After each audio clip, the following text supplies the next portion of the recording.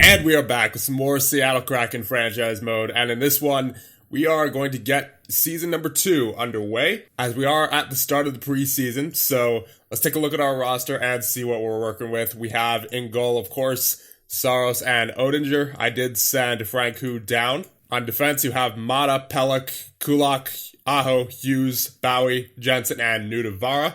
And at forward, you have Parise, Pearson, Ernie, Nichushkin, Kempe, Seuss, Coronado, Stahl, Kelman, Kokniemi, Koklachev, Duclair, and Fast. So hopefully Gerard Gallant gives some time to Coronado and Hughes, because currently they're on the fourth line and the third defensive pair. Power play? It doesn't look like it, at least not a Coronado, and I'm not seeing Hughes on here either. And at least according to our training page, all the players on our roster are NHL ready, so that includes the likes of Hughes and Coronado. So I'm fully expecting that Hughes and Coronado will play the majority, if not all of the games, and hopefully Coach doesn't scratch them, because if he does, we're going to have some issues. And during the offseason, the Hockey Hall of Fame nominations happened, and Patrick Eliage, Bernie Nichols, John Van Beesbrook, and Vincent Dapos were all inducted into the Hockey Hall of Fame. I know a lot of you are probably curious about Shane Wright, our recent second overall draft pick. He is going to be staying in juniors this year. He's only a 1.5 star ability.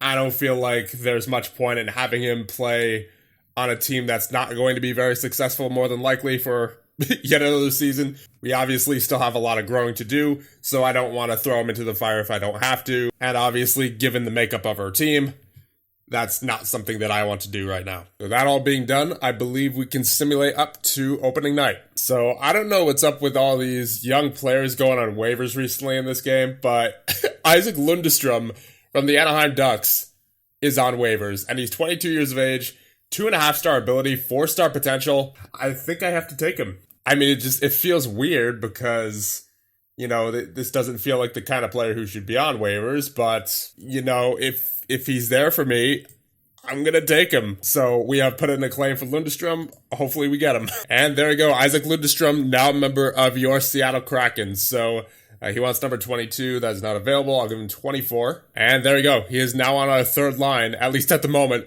with Coronado and Duclair. And we are now at the start of the regular season. We have a game against Chicago to start out.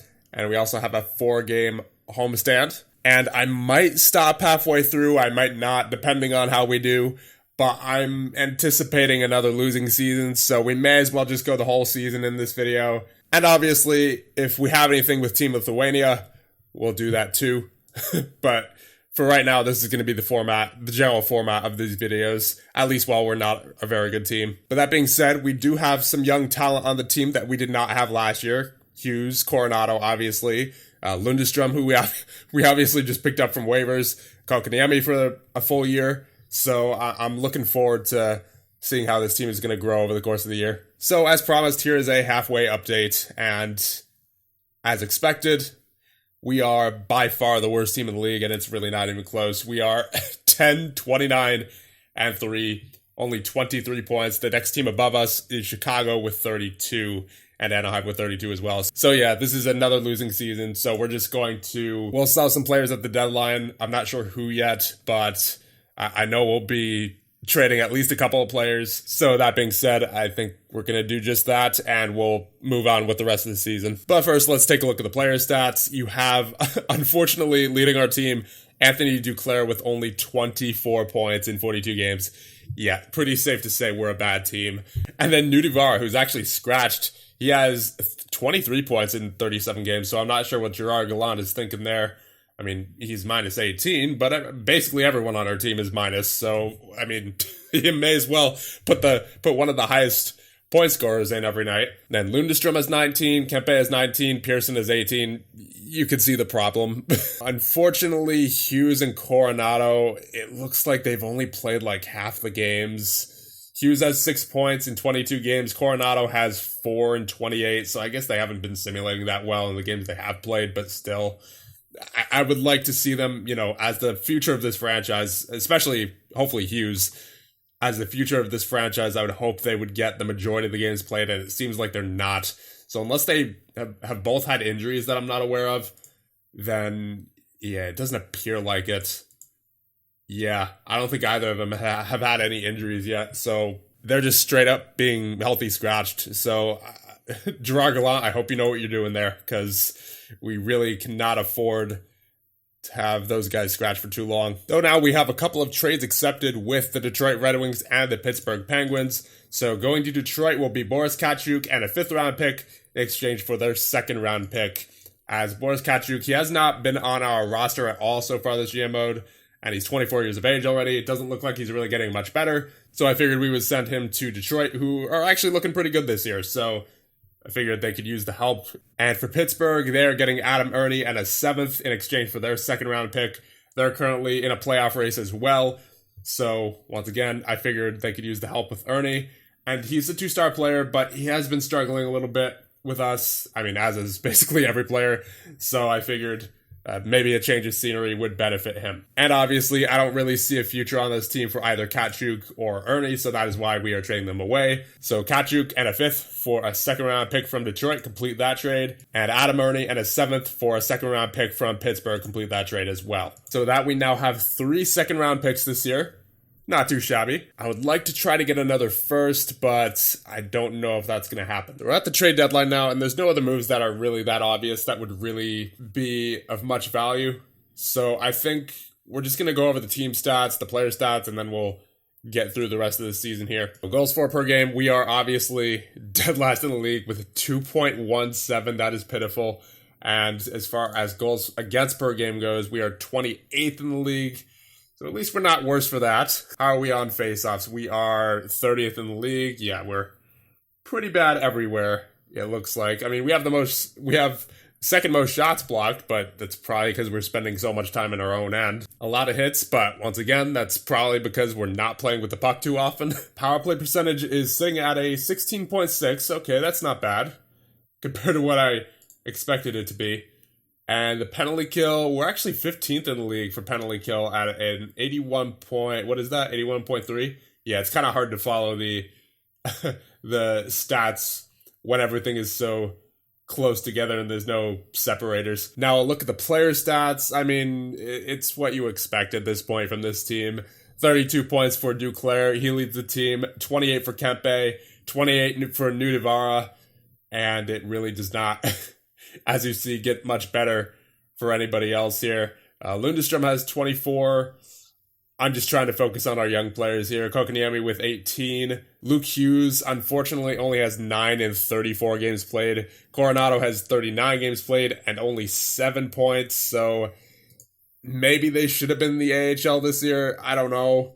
But it says, according to the training page, that they're NHL ready. This is the level they should be at. So I'm playing them, or I'm trying to play them as much as possible, but Gerard Gallant apparently has other ideas, so I don't know what the future holds for Gerard Gallant right now, but he's not on my good side, I'll say that. Goalie stat wise, I'm honestly very surprised that Oettinger has been able to hold over a 9-10 in 42 games played and has 2 shutouts for this team, especially given that we're 17, 43, and 3.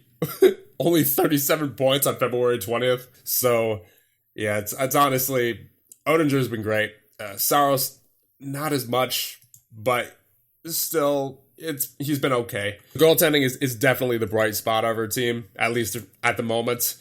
Obviously, hoping that Hughes will become one of those bright spots in time, but that's partially on Gerard Gallant, dependent on whether he plays him or not. And it's not like he's even simulating that bad either defensively. He has a 69 defensive grade. That's one of the best defensive grades on the team. And yet he's only playing like half the games, so I don't know what that's about. Unfortunately, that's not the same for Coronado. He has a 53 offensive grade and a 51 defensive grade, so I can certainly at least partially understand where coach is coming from with Coronado. And it's not like he's even getting that many points either. He only has 7 points in 39 games. So is the AHL the move for Coronado? I don't think so, just because, once again, the training page says he should be at this level. So I would have to believe that sending him to the AHL will only stunt him. But then again, it's also not exactly helping him that he's not playing on a regular basis. So I'm not sure what to do there. But regardless, I think that's about all we're going to be doing for right now. So we are going to move ahead to the end of the regular season. So I guess I forgot I was in trade negotiations with Tampa Bay at one point during the trade deadline, and I just got this message, or at least I just saw it.